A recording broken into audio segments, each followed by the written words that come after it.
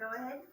Okay, so I found the smallest one by looking at this segment and figuring out which letter was missing. And so I got angle B and an angle U and an angle P. Thank you. Great. Tell us, do you agree or disagree? Yeah, and I like how your thought process.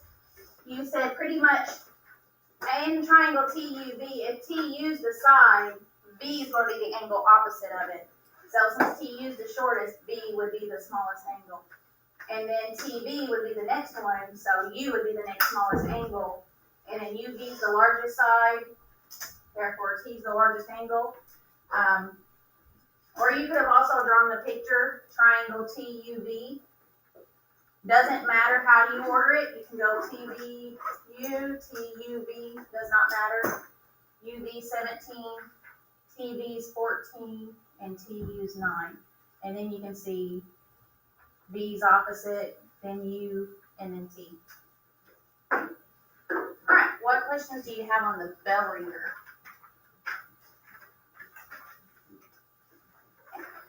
Make sure your name's on your bell ringer, pass it to the front row, pass it to the right. What about your Boone Cards activity that was a homework assignment? Do you have any questions on that one? No. There were some there were a couple of them that were very thought-provoking.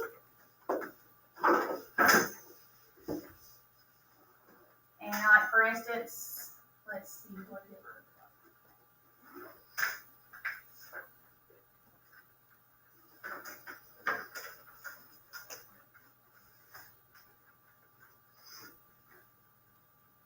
Something like that right there, and it had this side 12, this side 13, and it said this side here was like 88 degrees.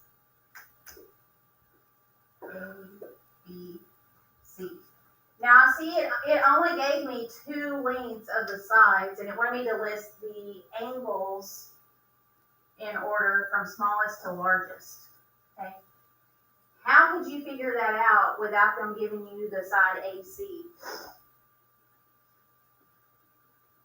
How could you figure out the angles in order from smallest to largest? 180 minus 88. 180 minus 88? Okay, what's 180 minus 88? I don't know. 1 second. Is it 92? Yeah. Okay, so this angle is 92 degrees.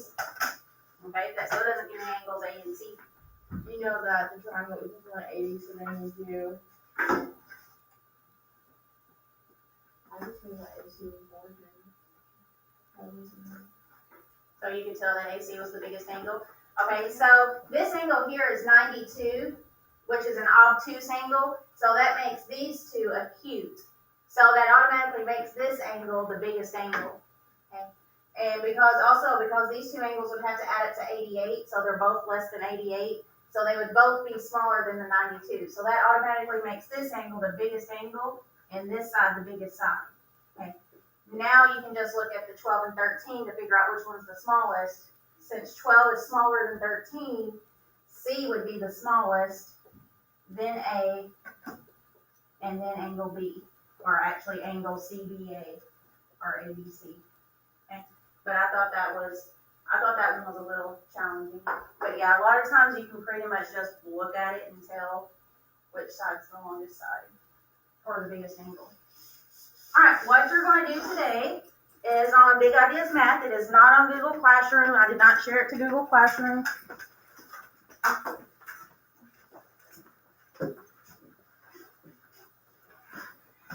It's 9.2 practice. Okay, I believe you get 1 check, and you'll have the rest of class to work on it. When you're finished, it's up to you if you want to read, work on something, study. If you finish this and you are one that is required to retake the test, if you've attended a full tutoring session,